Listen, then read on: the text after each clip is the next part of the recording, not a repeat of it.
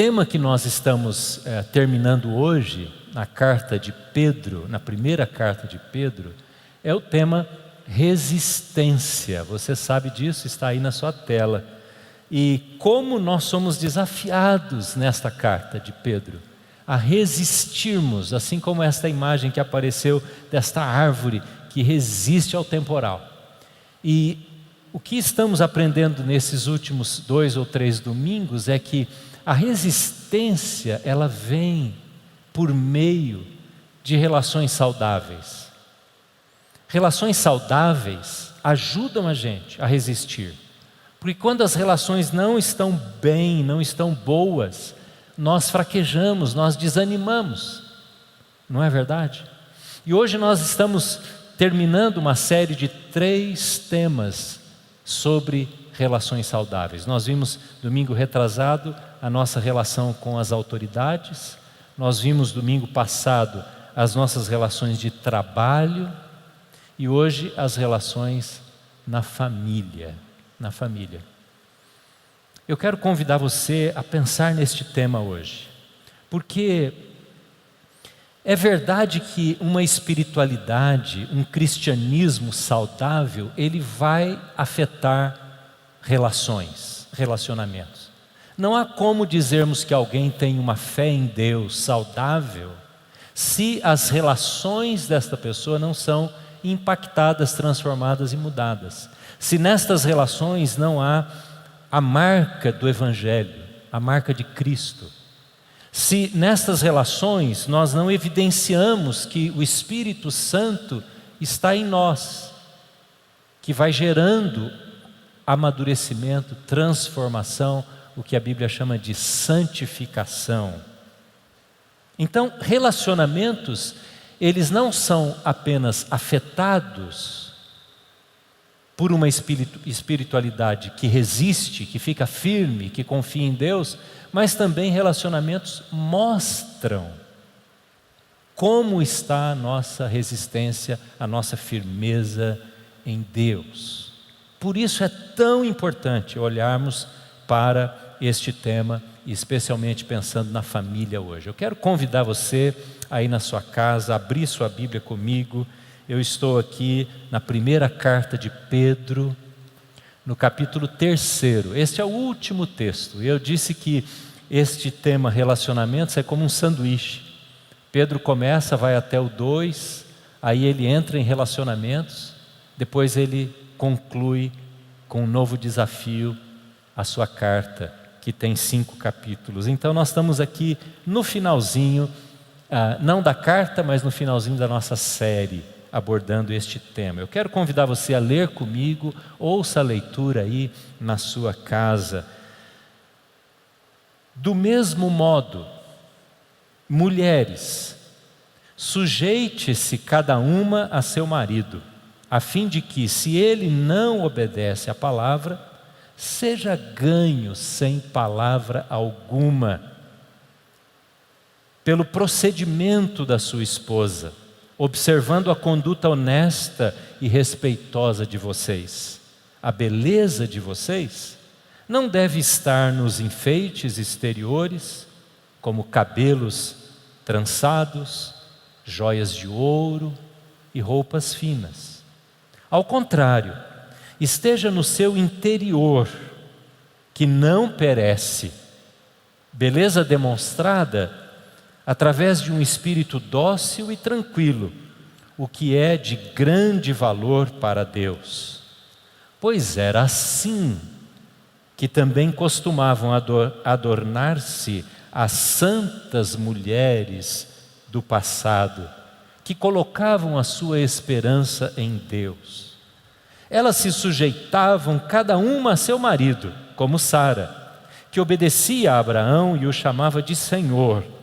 Dela, vocês serão filhas, se praticarem o bem e não derem lugar ao diabo, ou lugar ao medo. Lugar ao medo. Do mesmo modo, vocês, maridos, sejam sábios no convívio com as suas esposas e tratem-nas com honra, como parte mais frágil, e coerdeiras do dom da graça da vida, de forma que não sejam interrompidas as suas orações. Quero orar com você. Por favor, onde você está, feche os seus olhos. Quem sabe você pode pegar na mão da pessoa que está aí ao seu lado, na sua casa. Pai, nós queremos orar, ao mesmo tempo pelo nosso país, representado aqui por esta bandeira, e ao orarmos pelo Brasil, oramos por pessoas, e a grande maioria delas nem conhecemos, espalhadas pelos cantos desta nação.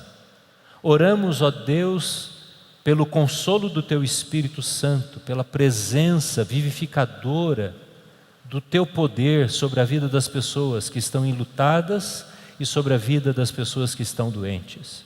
Ao mesmo tempo, Senhor, oramos pelo nosso país, no que diz respeito às nossas autoridades, e Te pedimos, ó Deus, a sabedoria, o entendimento, discernimento, a humildade para estes homens e mulheres que conduzem o Brasil em tempos de tamanha dificuldade. Queremos Te pedir, Pai, que a Tua mão venha com intervenção do alto e destrua e quebre o poder da morte sobre o nosso país, e que haja transformação desta situação de tantas e tantas e tantas mortes por causa da Covid. Nós Te pedimos, estende a Tua mão e ajuda-nos agora a compreendermos a Tua palavra, em nome de Jesus, amém. Amém. Queridos, ao lermos o texto, quando você estava ouvindo ou lendo, você talvez já tenha ficado com o pé atrás. Epa, esse é um texto complicado, esse texto não podia estar na Bíblia, algumas pessoas pensam. Já ouvi sobre esse texto essas afirmações, porque algumas expressões que fala sobre a mulher são estranhas aos nossos ouvidos, batem e causam como que um zunido, uma dor, e nós não compreendemos como pode a Bíblia falar sobre isso. Mas eu quero tomar este texto e fazer uma aplicação, na verdade, para toda a família. Eu quero dizer a você que não é casado, você que não tem seu cônjuge, que eu não vou falar apenas para casais, para casados, para maridos, para esposas. Eu quero tomar nesta noite os princípios que estão neste texto, falando primariamente a maridos e esposas, mas quero com você hoje aplicar a toda a família e rapidamente abordarmos alguns aspectos tão importantes deste texto, que fala da casa, da família. E é tão importante, eu fiquei pensando esta semana e orando, será que eu devo mudar o tema do sermão? Porque este tema já estava preparado para hoje, para este dia 21 de março. Mas por causa dessa situação toda de morte, de tragédia do nosso país, me veio ao coração esta pergunta: será, Senhor, que eu devo continuar pregando no mesmo texto? E aí Deus confirmou no meu coração: é a família que está precisando ouvir a palavra de Deus, os relacionamentos familiares que precisam da restauração, da cura, do ânimo dado pela palavra de Deus. E então não tive dúvida em continuar falando sobre isso, porque a aplicação é para todos nós, seja você adolescente, seja você jovem, seja você viúva, viúvo, ou que você que não é casado, você que é um jovem, você que espera se casar, está planejando isso. Sabe por quê? Porque a pandemia afetou muito, demais a família. A pandemia nos lançou para dentro de casa, não é verdade? Quem é que falava antes de home office? Home, casa, escritório dentro da casa. A casa se transformou num escritório de trabalho. E às vezes num coworking, que é uma outra palavra que tem sido muito usada hoje no inglês também, como um trabalho partilhado, às vezes, como é o caso de pessoas que eu conheço, no mesmo quarto transformado em escritório, trabalham 2 pessoas. Além do estudo, virou sala de aula de filhos, não é? Além do estudo das crianças. Então a casa foi afetada, porque ela se transformou numa escola, numa sala de aula. Pais tiveram que se adaptar. A mesa do jantar se torna também a mesa do departamento de venda, daquele homem, daquela mulher que trabalha ali. O jovem faz o seu curso de faculdade na mesa também do escritório, enquanto às vezes o pai e a mãe trabalham ali em home office. Então a pandemia impactou a nossa casa. E outra coisa que aconteceu é que nós paramos de ter tempo de folga, de sobra, para comermos com os nossos amigos, familiares, não é verdade? Irmãos da igreja, células. Nós não podemos fazer isso, não estamos podendo fazer isso, isto é, a casa agora, só a casa é o lugar das refeições. E não é verdade que, para muitas famílias, a casa era apenas um ponto de encontro. Todo mundo correndo com as suas atividades, estudo, encontros, saídas, passeios, comer fora com os amigos, e aí chegava em casa e todo mundo se encontrava. Agora não, agora a gente come sempre em casa. Esperamos voltar logo, né? Poder ir para um restaurante, mas agora é delivery.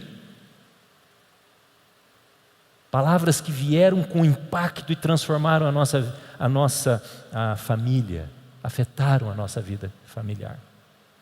Eu não sei na sua casa se você tem sido ainda vítima das telinhas ou dos telões na hora da refeição, mas ainda é fato que muita gente, ao invés de sentar à mesa, dar graças a Deus, agradecer pela provisão e comerem juntos, numa boa conversa, ensinando as crianças a se comportar na mesa, cada um come na sua poltrona, no seu quarto, em frente à telinha ou em frente ao telão.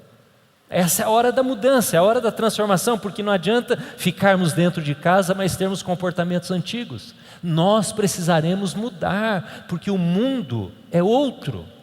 E em muitas áreas da nossa vida, estas áreas não voltarão a ser como antes. Trabalho, muito do trabalho nunca mais voltará a ser como antes. Infelizmente tem acontecido também um aumento de violência, de irritabilidade, pessoas que estão se tratando mal, filhos que estão agredindo verbalmente os pais, irmãos, maridos, esposas com conflito, violência doméstica, virou notícia infelizmente, abusos, conflitos conjugais, certamente isso também foi afetado devido à pandemia. E quanto medo, quanta ansiedade, pessoas que estão tendo que lidar com luto, com dias prolongados dos seus familiares nas UTIs, entubados, tudo isso tem afetado a nossa família.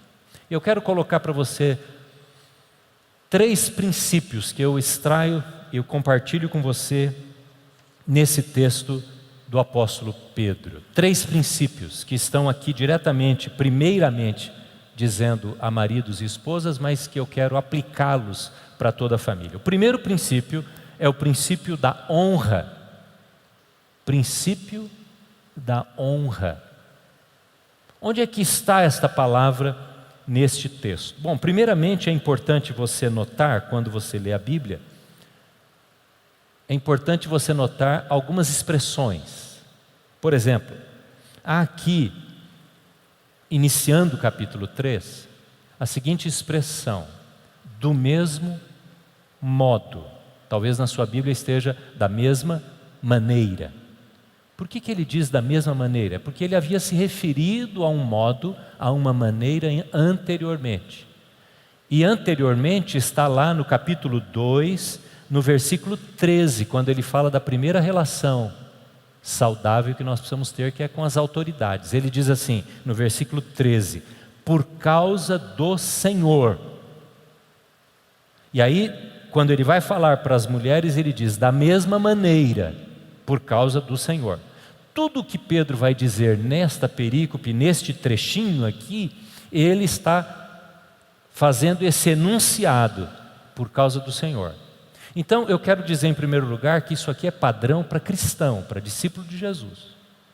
Não dá para a gente transferir isso aqui e impor sobre a vida de alguém que ainda não rendeu-se a Cristo, porque é por causa do Senhor que nós vamos ter esta orientação.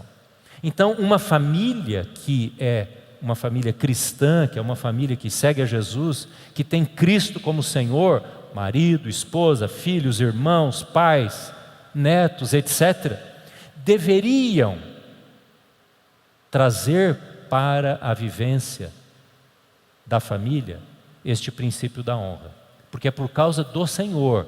Quem não está no Senhor vai ter muita dificuldade em ouvir o que eu estou dizendo nesta noite. Da mesma maneira, se você pular para o versículo 7, quando ele começa a falar para os homens, ele usa a mesma expressão, do mesmo modo, da mesma maneira, porque é por causa do Senhor. Homens que se renderam a Cristo vão agir dessa maneira. Então, qual é o princípio? O primeiro princípio da honra. Aí no primeiro versículo diz assim, do mesmo modo, mulheres, sujeite-se cada uma a seu marido. Depois, mais no versículo 5, na segunda parte, tem uma outra menção para esse mesmo verbo sujeitar. Veja lá, capítulo 5, na segunda parte. Elas se sujeitavam, ele está se referindo a mulheres do passado, se sujeitavam cada uma a seu marido. Mulheres, deixa eu dizer uma coisa, calma, não fique trêmula, não fique nervosa, preocupada aí na poltrona da sua casa. Calma que nós vamos chegar lá, vamos entender o que Pedro está dizendo, tá bom? No versículo 7 a palavra é para o marido. Como o marido às vezes é mais difícil de entender, né? O homem tem mais dificuldade de entender, eu digo que a Bíblia tem que ser mais direta, né? Até Pedro falou um versículo só para o marido e 6 para as mulheres. Por quê? Porque parece que o homem tem que ser mais objetivo, tem que bater claro assim, né? E olha o que diz no versículo 7. Ele diz assim, tratem-nas com honra. Princípio da honra. Tratem as suas esposas com honra. Veja lá, vamos falar um pouquinho sobre submissão. A palavra submissão significa estar debaixo da missão. Debaixo da missão. Nós vimos já isso domingo passado, domingo retrasado. Não é ser inferior. Quem está submisso não é inferior ao que está acima. Não está numa função secundária quem é submisso.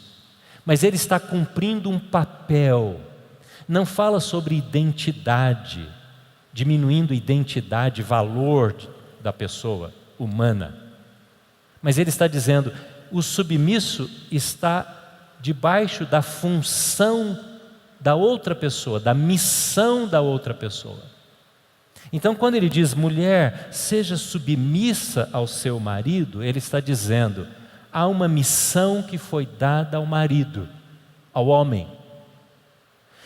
Há uma missão para a qual as crianças, os meninos, os adolescentes, os moços precisam ser educados, ensinados, porque ao homem Deus deu uma missão e à mulher Deus deu outra missão.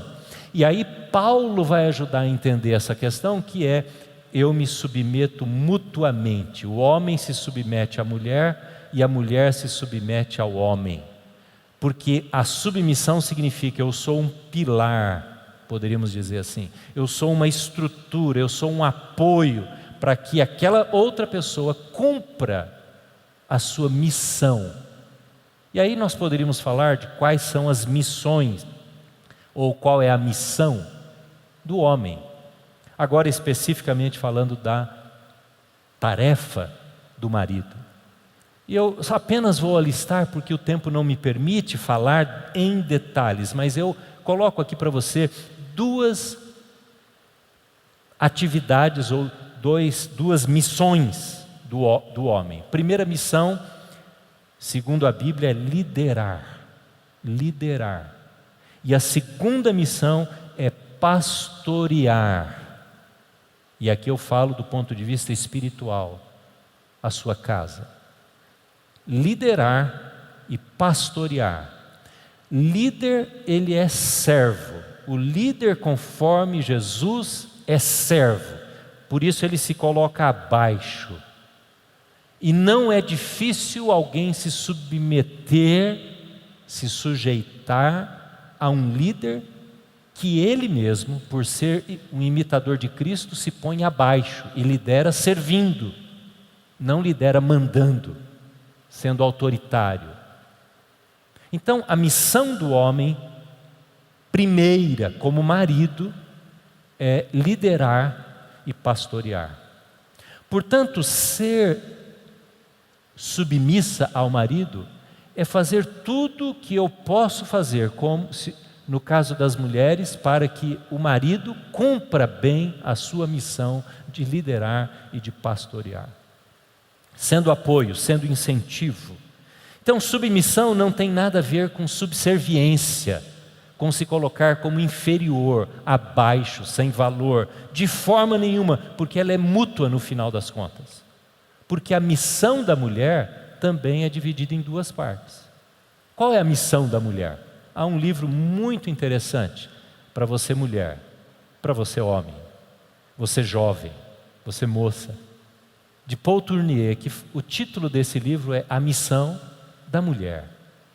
E ele exalta a posição da mulher, a posição feminina, dentro da família, quer seja ela como esposa, ou quer seja ela como filha, como jovem, como mulher solteira, como alguém que não se casou e não vai se casar. Qual a missão da mulher? Então eu divido em duas etapas. Primeiro, coliderar a sua casa, liderar o seu lar. A mulher é aquela responsável pela casa. E eu reconheço que muitas mulheres, especialmente aquelas que fazem uma longa jornada de trabalho fora, trazem para si uma sobrecarga, porque além de trabalhar fora, ela ainda é responsável pela liderança, pela coliderança da sua casa. Da sua casa. Ela pode ter colaboradoras, empregadas, domésticas, mas ela é a líder daquele lugar. Ela cuida daquele lugar e ela sabe de tudo o que acontece, inclusive na vida dos filhos, dos demais familiares, porque ela está disposta a liderar servindo estas pessoas também. E a outra missão da mulher é transformar a casa em um lar. Que há uma diferença entre ter uma casa e ter um lar, não é verdade? Se a mulher não assume a sua liderança, onde ela mora, onde a sua família mora, será uma casa, mas pode não ser um lar. Pode não ser um lugar de amor, de afetividade. Um lugar sem cheiro. Eu uso essa metáfora do cheiro agradável, que exala de um lar. Do lar, doce lar. Não é casa, doce casa. Mesmo que as coisas estejam difíceis, a mulher sábia que se submete a Deus e que busca a direção de Deus para cumprir a sua missão e busca este princípio da honra ao papel que Deus deu a ela, ela vai descobrir meios de transformar sempre a sua casa em um lar, porque ela gera essa atmosfera de amor, de amor. A mulher tem essa capacidade, né, de sentir, de perceber sentimentos, coisas que estão ocultas dentro da alma, dos filhos, do próprio marido, dos pais. Ela tem essa capacidade de percepção, é como um radar que percebe quando as coisas não estão indo bem. E infeliz é o homem que, quando é alertado pela mulher, que as coisas não estão indo bem, quer seja no casamento, quer seja na criação dos filhos, não dá atenção para essa voz. Não dá atenção. O princípio da honra é o princípio que nos coloca para servir a outra pessoa no cumprimento da sua missão. E às vezes a mulher vai cumprir a sua missão de transformar a sua casa num lar, e aí o marido não dá ouvidos, se sente criticado, ameaçado, não aceita a palavra, às vezes até de repreensão, de exortação. Mas a mulher virtuosa, a mulher que busca ao Senhor para honrar em primeiro lugar a Deus e aqueles que estão em sua casa, ela busca a sabedoria do alto antes de falar. O homem que, seja ele o marido, seja ele o filho, seja ele o irmão, ele busca a sabedoria do alto para saber ouvir, para se quebrantar. E ao invés de ser um cabeça dura que não aceita a repreensão, a palavra, a orientação, ele se torna humilde e capaz de se submeter a esse papel, essa missão que é dada à mulher. Então este princípio da honra, meus queridos irmãos, você que é jovem, adolescente, isso se aplica a todos nós dentro de uma casa. Como é que os pais são honrados pelos filhos? Os pais são honrados pelos filhos.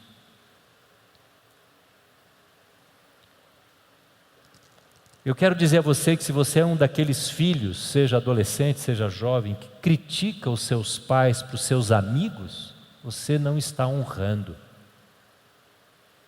Seus pais podem ter e devem ter alguns defeitos, mas que você não seja a voz da crítica, a voz da desonra, quando está se referindo a eles com seus amigos. A pergunta é se você teria coragem de dizer isso se os seus pais estivessem ali naquela roda de amigos. E entre irmãos, quanta desonra há entre irmãos. Interessante que a gente, quando tem irmão e irmã em casa, e eu falo para muitos aqui que vivem numa família de vários filhos, então tem todos os irmãos presentes na casa, e agora com a pandemia a gente se torna mais perto e a gente às vezes divide um computador, não é? Às vezes uma televisão, ou temos que dividir o ambiente da sala e o barulho da casa. Quanta desonra, quanta falta de respeito, de amor, de tolerância entre os irmãos. Eu quero dizer uma palavra a você, moço, que tem uma irmã em sua casa, que tem alguém do sexo feminino morando na sua casa. Às vezes você dá o melhor para os seus amigos e o pior para a sua irmã. E eu sei que há muitos jovens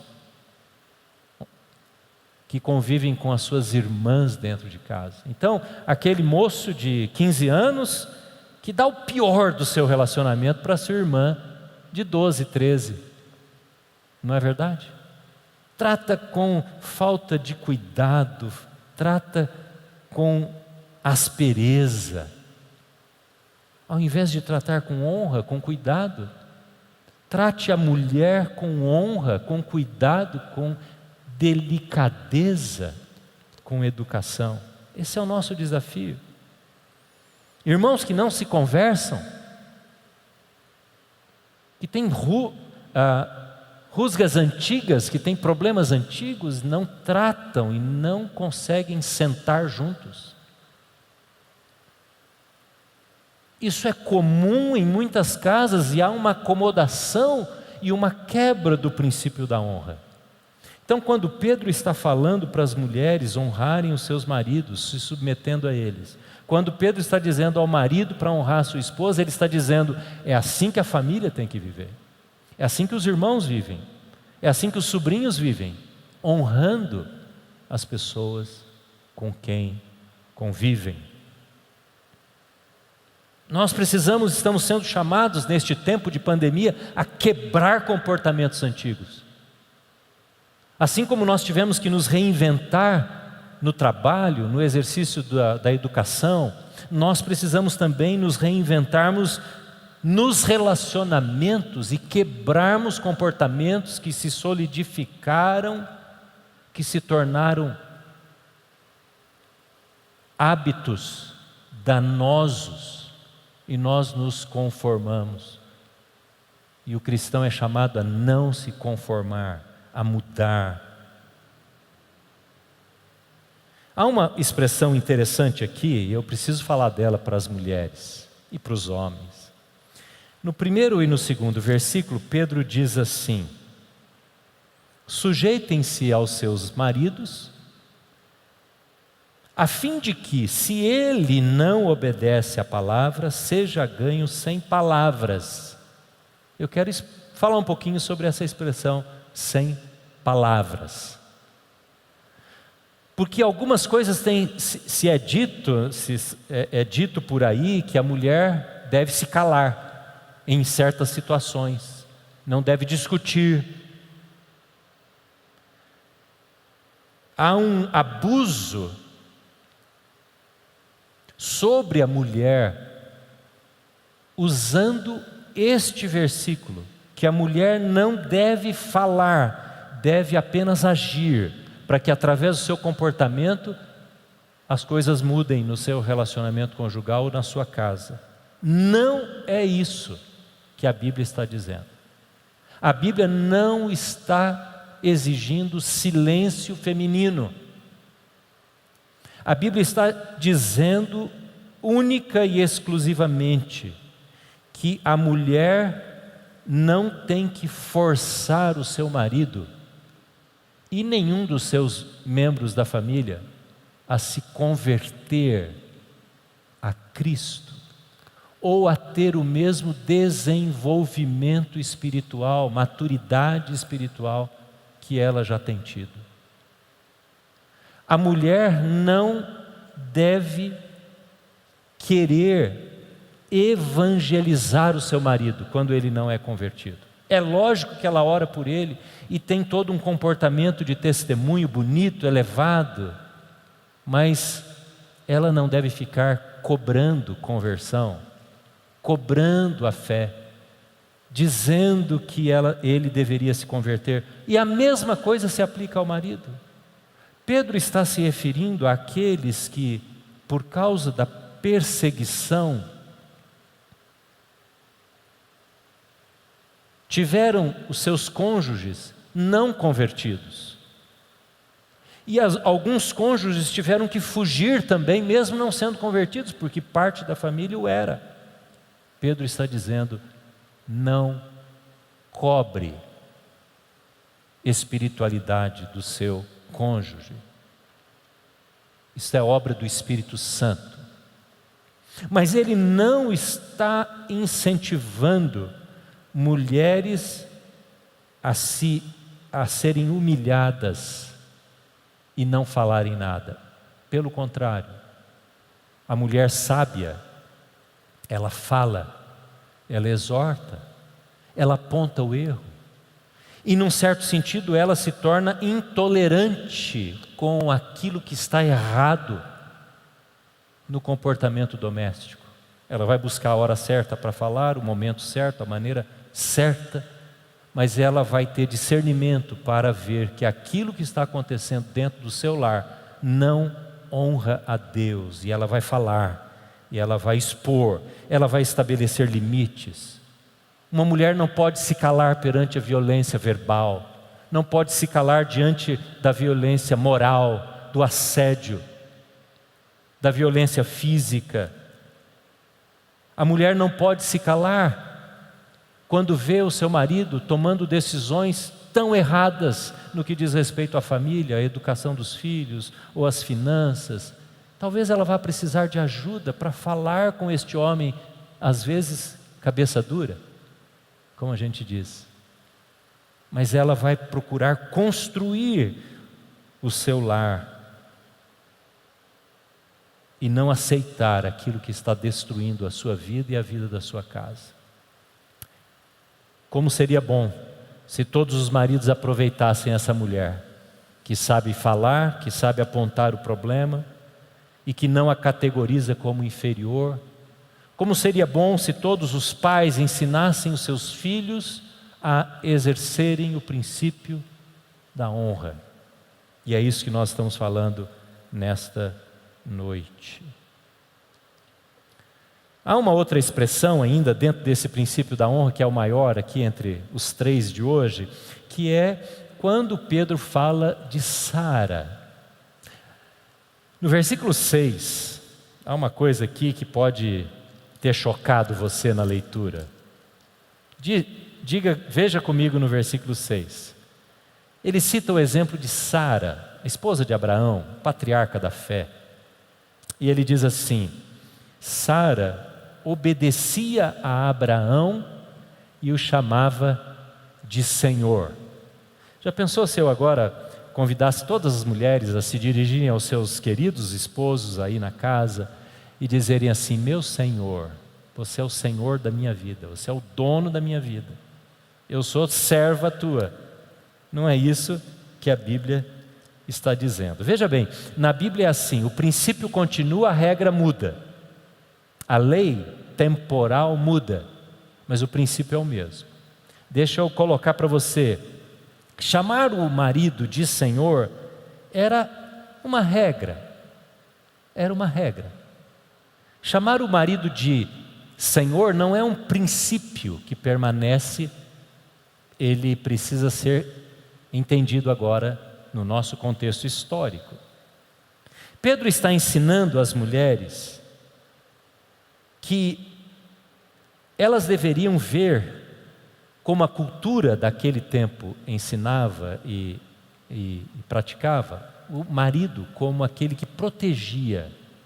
Na verdade, se a gente fosse traduzir para a nossa cultura, nós iríamos dizer: mulheres, olhem para os seus maridos como alguém que quer protegê-las. Eu pergunto às mulheres: você teria dificuldade em se relacionar com o seu marido como alguém que cuida de você, que protege você? Naqueles dias, nos dias de Abraão, lá atrás na história, a mulher estava permanentemente guardada pela família.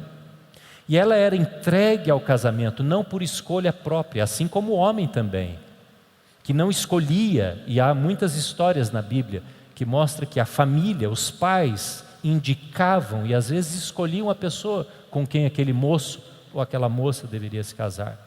E então os pais transferiam o cuidado e a proteção para o marido daquela jovem.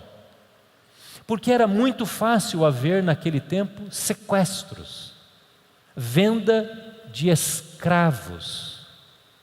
Você lembra da história de José, que os irmãos venderam como escravo?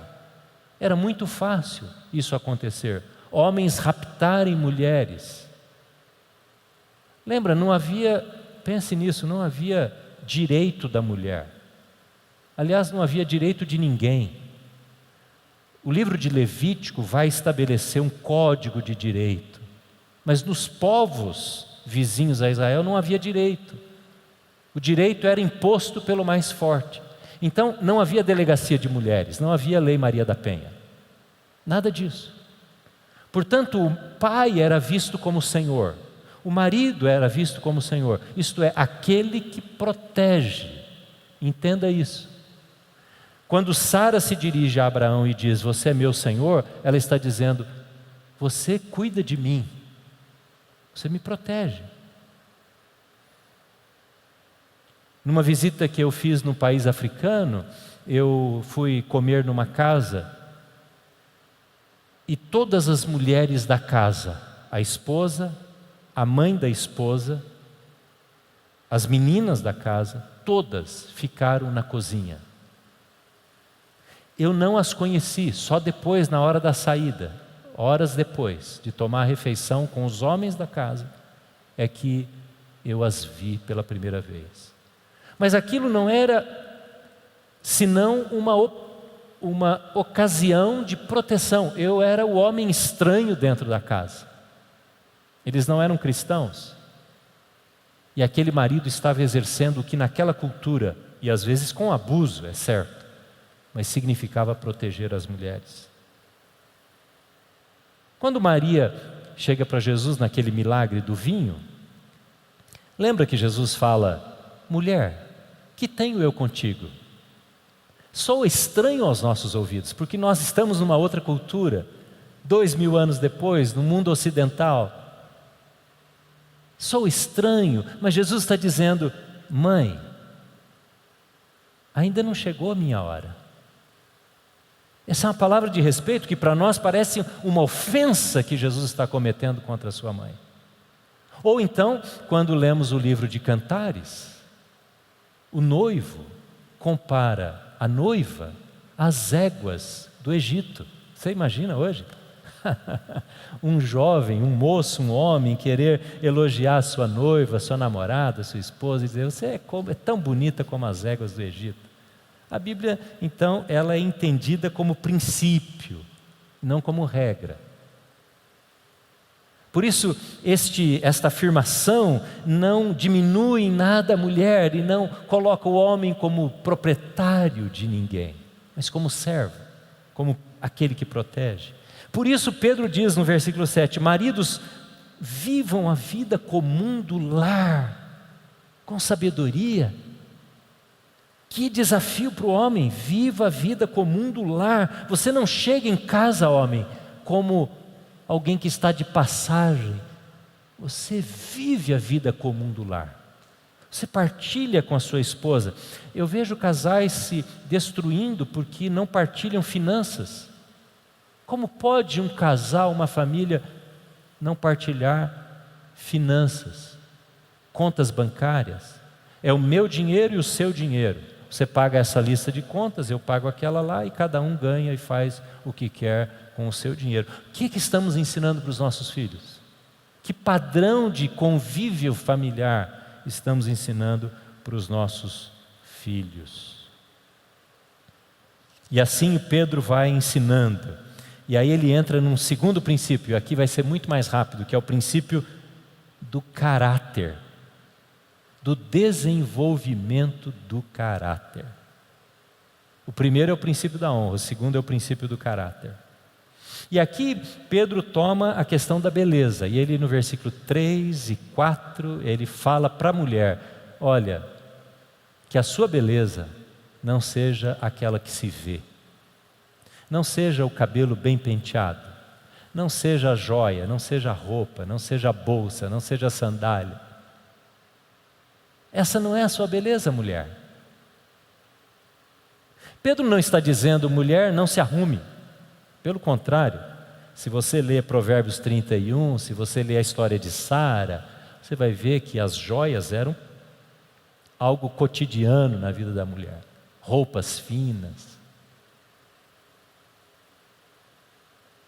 O que Pedro está dizendo é que o caráter ou o ser interior, o desenvolvimento da vida interior, esta é a beleza que nós apresentamos um para o outro. Essa é a beleza de uma casa. A beleza de uma casa não é a mobília, não é a riqueza. A beleza de uma mulher não é a sua aparência ou as roupas de grife que ela usa ou deixa de usar. A beleza da mulher é o seu ser interior. E aí no versículo 4 ele diz: é a beleza demonstrada num espírito dócil e tranquilo. Pedro não está falando para as mulheres que elas devem ser quietas, de temperamento introspectivo, dócil e tranquilo. Parece uma pessoa que fala bem suave e é bem tímida. Pedro não está dizendo isso. Isso é temperamento, não tem a ver com caráter. Caráter é a composição dos valores que dirigem a nossa vida. Não tem a ver com as atitudes exteriores. Pode uma mulher ser muito quieta, introspectiva, e não ter o caráter de Cristo em sua vida, e viver num nível de irritabilidade interior, de ansiedade interior, nas alturas.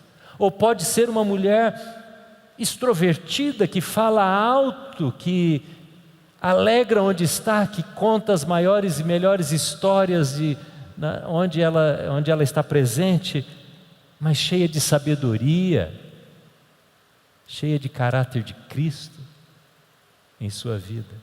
O que Pedro está dizendo é: o que chama a atenção, onde você coloca o seu valor, é no que está acontecendo dentro de você.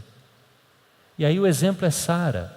Irmãos, veja, Sara viveu um tempo muito parecido com pandemia, porque um dia Deus falou para o marido dela: "Ô Abraão, você vai sair da sua terra", e eles andaram 1000 quilômetros, peregrinando, até uma terra que eles nem sabiam qual era. E quando eles chegaram nessa terra, veja esse tempo de peregrinação, dificuldade, imagina o grau de dificuldade daquele tempo de peregrinação, de onde eles viviam, com todos os seus bens familiares, cultura, língua, e agora indo para uma terra nova. E quando eles chegam nessa terra nova, a coisa piora, porque ali há fome, e eles têm que, ao invés de ficar na terra de Canaã, eles têm que ir descer até o Egito, porque havia fome na terra de Canaã. Que situação! Mas Sara é elogiada com um espírito tranquilo, como alguém que é dócil. Mas Sara teve muitos erros, Sara pecou como qualquer um de nós. Abraão também teve grandes erros, falhas na sua vida, no seu comportamento como marido, mas no entanto foram resolvendo essas coisas no amadurecimento do caráter. Do caráter. É isso que nós precisamos enfatizar na nossa casa. O caráter de Cristo presente na nossa vida. É isso que nós precisamos mostrar para os nossos filhos quando os corrigimos.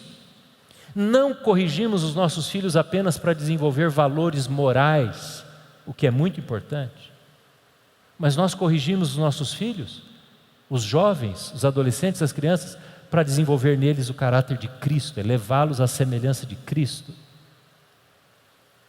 Você precisa dizer isso aos seus filhos. Jovem, você, quando está diante de uma escolha de namoro, de relacionamento, de amizade, uma escolha profissional, é o caráter de Cristo que tem que ser revelado na sua vida. Isto é o que atrai as pessoas para Jesus através de nós. É o caráter de Jesus. A pandemia tem servido para isso, mostrar o nosso caráter. Se temos um caráter de alguém que está sendo moldado, transformado, quebrantado, santificado, cujos valores estão baseados nos valores do reino de Deus. A pandemia tem sido teste para muitos cristãos. Se continuam sendo e desejando ser fiéis a Deus, quando nem convivência no templo tem mais. Mas o caráter de Cristo continua agindo. Para terminar, eu quero falar que há um terceiro princípio, que é o da vida espiritual, porque Pedro diz para o marido o seguinte: se você não cumprir o anterior, as suas orações serão interrompidas. Esse é o princípio da espiritualidade. Não há espiritualidade vigorosa se os princípios anteriores não forem cumpridos. Ele diz no versículo 7 do texto: para que não sejam interrompidas as suas orações. Eu só posso ter a minha oração permanente, vigorosa, se eu cumpro o princípio da honra, se eu cumpro o princípio do caráter. Como que eu vou orar com alguém se eu não honro essa pessoa? Como que eu vou ler a Bíblia com alguém se eu não respeito e não trato com cuidado essa pessoa? Só tem uma alternativa: eu pedir perdão, me arrepender e dizer: eu quero recomeçar.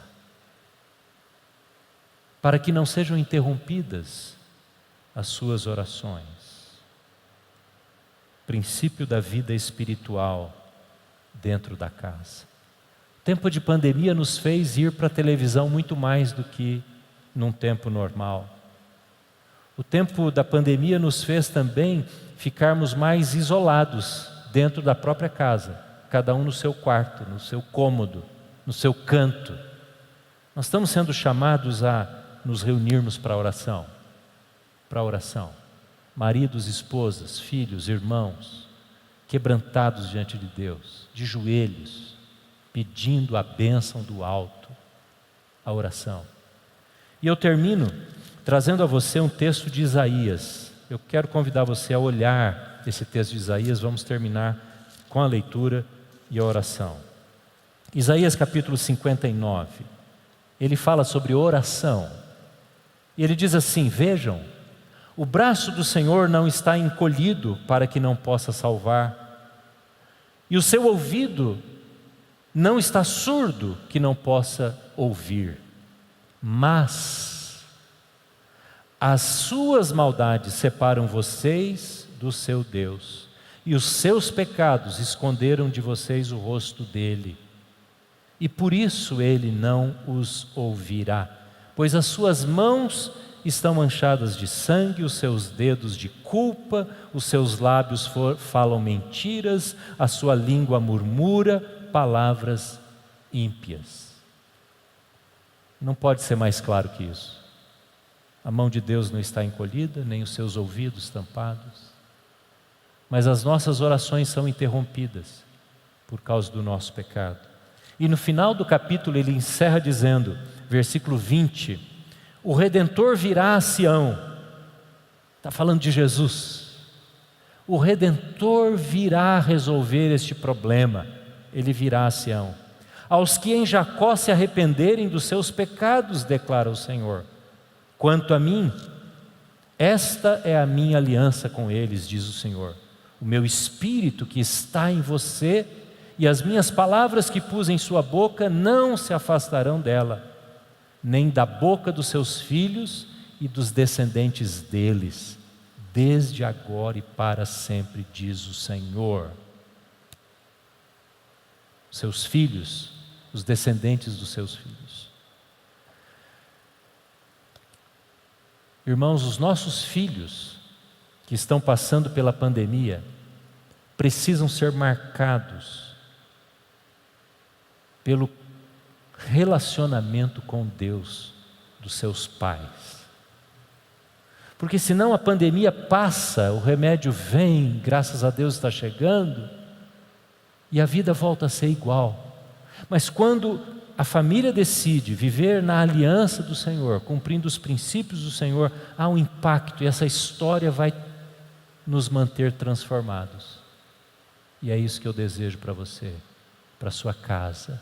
Há esperança, porque a mão do Senhor não está encolhida, nem os seus ouvidos estão tampados. Você homem, você jovem, você moço, moça, quebrante-se, apresente diante de Deus, peça perdão a Ele, peça perdão a pessoas, reconcilie-se, busque reconciliação, é urgente, é urgente.